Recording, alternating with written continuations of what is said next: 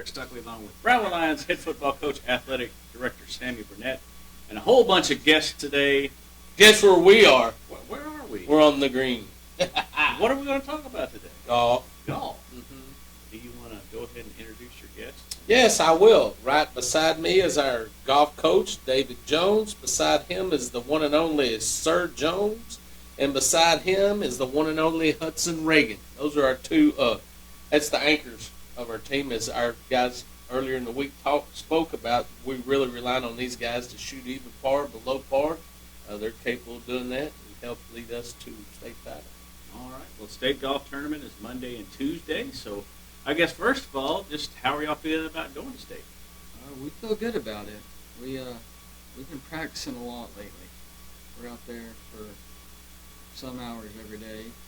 And our teams really came on. I know Kobe and I and Slade, we do stock shows, and after stock shows, it took us a while to get back in the groove of things, but once we did, I finally started playing better, and Kobe really came on. So we needed to play good in Lubbock, and we did. But we played good enough to make it to state. I know it's been quite a few years since the team has qualified for state. What does that mean to y'all to be the team to end that streak? I think it means a lot because we play with some of the guys out at the country club that were on that team, or we're friends with people on that team. You can just tell they're real proud of us, and it just feels good to be the team that finally was able to make it happen. Coach Jones, I guess what do you feel makes this team special this year? They're talking about, it's been a while. 1985 was the last time. Yeah, that's a while. We were in high school back then, and so that's a long time ago. And like I said, we were in high school then, and it's been almost 40 years since a team has been to the state tournament. And there's a reason for that. It's because it's really hard to do.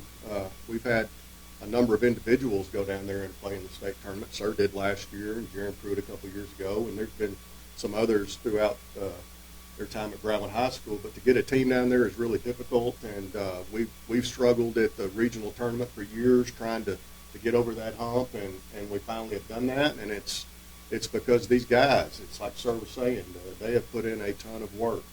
We go out there every day, and we have a program that we do every day, and most generally when practice is over and I leave, they go back and get some more. So we're in the position we're in because these guys are dedicated and they believe in hard work, and they've got a goal, and they've worked really hard to achieve that goal. Let me add that, what's neat, as I mentioned before, we're in the toughest region in the state. I mean, 5 of the top 6 teams in the state come out of our region. Coach Jones just said it. We finally got over the hump, and we got over the hump when we're probably the strongest we've ever been in the region since I've been here. So it's a testament to these guys and their leadership and the hard work of Coach Jones and what they do day in and day out that people don't know about, that they're in the position they're in. But they didn't just go all of a sudden our region got weak. It was probably the strongest it's been in the 6 years I've been. So how much has competing in that region kind of pushed y'all and motivated y'all to improve y'all's game? Well, we just knew that if we can get out of that region, we have a very good shot at getting the state. And normally that region, 1, 2, 3 in the region will go 1, 2, 3 in state. So we just, getting out of there meant a lot to us. As far as when y'all get down to state, do y'all have any kind of particular numbers y'all are shooting for? Anything, any targets, goals, or what are y'all looking at when y'all get down I think if we can sit in the 3-0 something, maybe low 3 teens, I think that'd be a very good, respectable score for us to put up. We talked about it at regionals that we needed.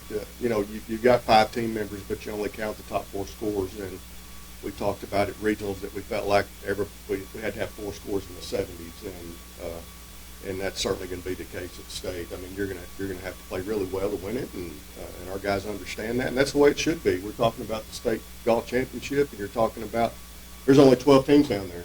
It's the top 12 teams in the state, and we're going to have to play our best, and our guys understand that. Of course, y'all been down there before earlier this year. I guess what's the keys for y'all? What has to happen for y'all to play your best golf? We got to eliminate big numbers. First of all, no big numbers, and we got to have some birdies. We need Hudson and I got to shoot some right there, stay around par.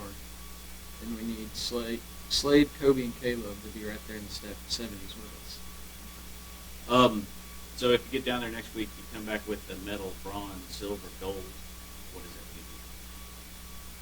It means a lot.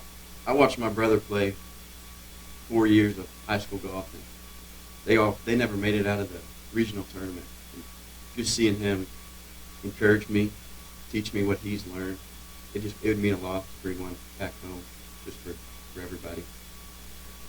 Coaches, anything else you want to add about their chances next week?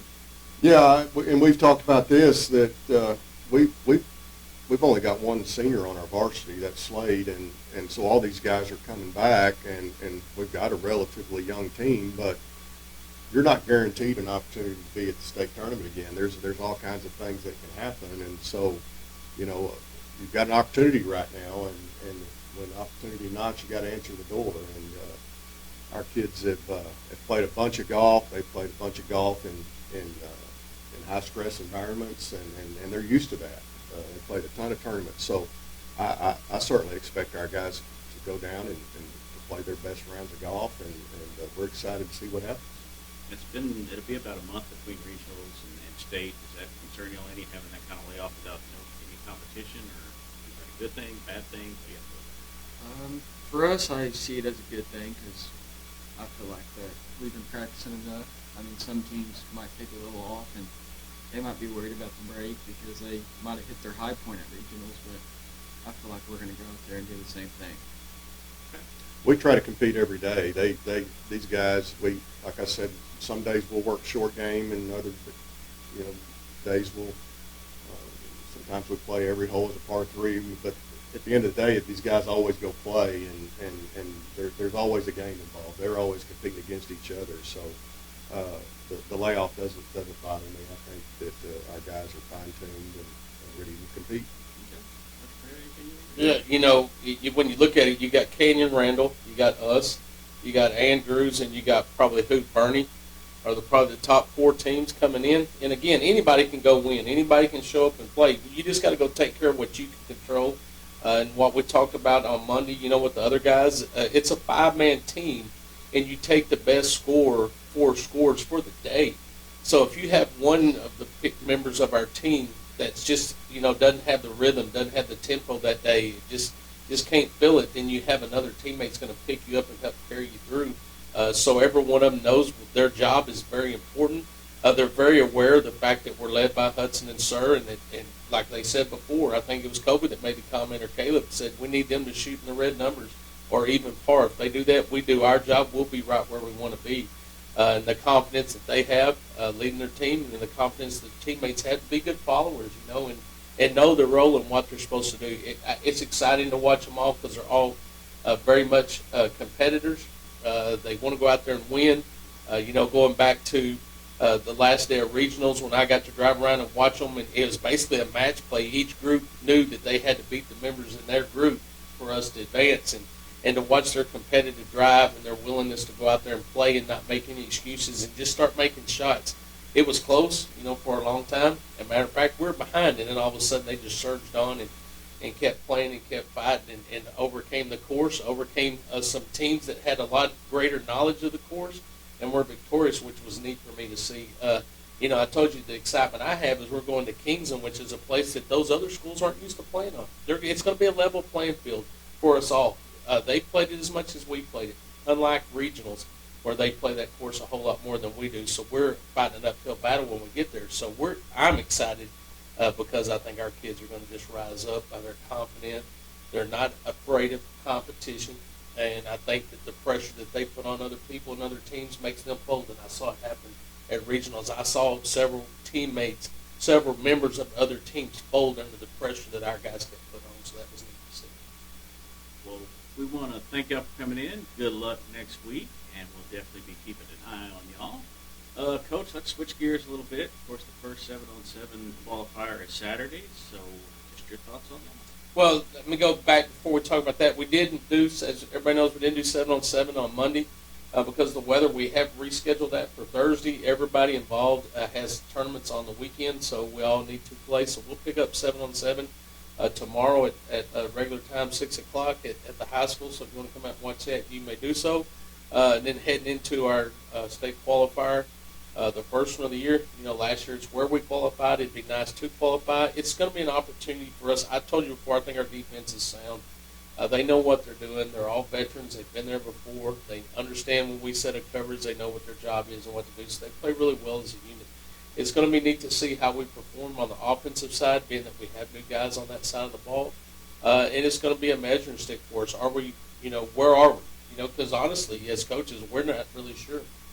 We've performed well so far, but what happens when you step up a level and you start playing those elite teams? So we'll see. It's going to be fun to see where we are, see what we're doing well, what we need to work on. So it's going to be a good weekend. Since we've got Coach Jones here, just kind of your thoughts on what you've seen defensively in 7-on-7 so far. Well, it's like Coach said, this is starting our second year in this defense, and I think it's a pretty simple defensive scheme, and that's one of the reasons why we like it is because there's not a whole lot of thinking involved. The guys understand what they're doing, and like you said, there's guys that we have that are returning from last year, and there's not a lot of holes in the defensive coverage that we use during 7-on-7. Really, the only option that most teams have is to try to throw the ball short, and that's kind of our path to success in 7-on-7. If you can get teams to throw the ball short and break up on it and eliminate big plays, then you got a chance. So our guys kind of understand what they're doing. We've got a lot of guys that we're rolling in on defense because we want to look at different guys and how they fit together. Some of our guys that were on defense last year are going to have to move over and play some offensive receiver, and so we're rolling a lot of guys in, and it's a good chance for us to evaluate what we've got coming, and it's also a good chance for us to go compete. And every opportunity we get to go compete against other teams, then we certainly enjoy that. But we'll make some evaluations this weekend, and I expect us to have a good day on Saturday.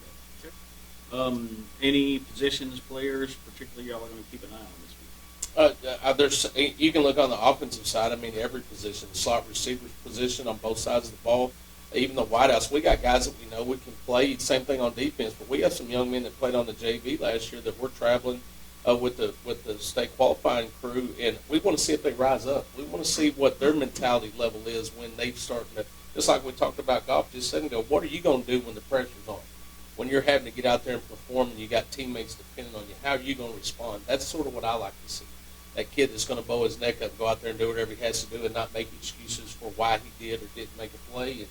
And on the offensive side, I want to see someone take control. I want to see a leader of that receiving corps who's going to step up, who's going to fight to be on the field, who's going to fight through the fatigue that comes with it because they're not in condition right now. They're in some shape, but they're not in shape like they need to be, when it comes to football. But they'll get there. But it's going to be neat to see the mentality. Who's going to rise up? Who's going to be mentally tough? Who's going to go out there and start leading the unit? So that's what I like to do. But, again, I won't get to be there. I'll get all my information from Coach Jones. We're going to speak. I'm taking a crew. We're going to go speak at the Fall Town Classic Clinic or whatever it is in Wichita Falls. So I'm taking a group of coaches, and we're going up there to do that Friday, Saturday. And Coach Jones will get the crew going to just Northwest on Saturday. All right. Well, let's see. We got golf, 7-on-7. Is there anything else going on? We're winding down, man. We're going to go finish the season on a high note with the golf team and look forward as, we turn the corner and turn the calendar year and get ready for some more Friday night football. All right. Well, anything else you want to mention today, Coach? Yeah, thank those that make this show possible. Auto Glass Magic, Werner Auto Group, Syntex Body and Paint, Syntex Equipment Sales, Citizens National Bank, Dan Hill Containers, Dr. Bon Young, Dr. Pepper Bottling Company, Edward Jones Investments, Henrik Medical, Howry Enterprises, Health and Peace, Heartland Funeral Home Landmark Admin, MC Bank, Painter and Johnson Associates, Smith and Sharp Agency, Sonic Drive-In, Stanley Chrysler, Texas Bank, Weldon, Wilson Electric, Western Bank, and Willie's Peace. All right. Well, we want to thank y'all again for coming in and wish y'all good luck again. We'll be back Monday. You'll be on the phone Monday. Yeah, hopefully I'll have some good reports for you because it'll be right in the middle of what's going on with them. All right. Well, check back with us Monday here on the Brownwood Lions Coaches Show on KOXE, KOXE.com, the KOXE app, and the KOXE Facebook pages. Have a great day, Brownwood.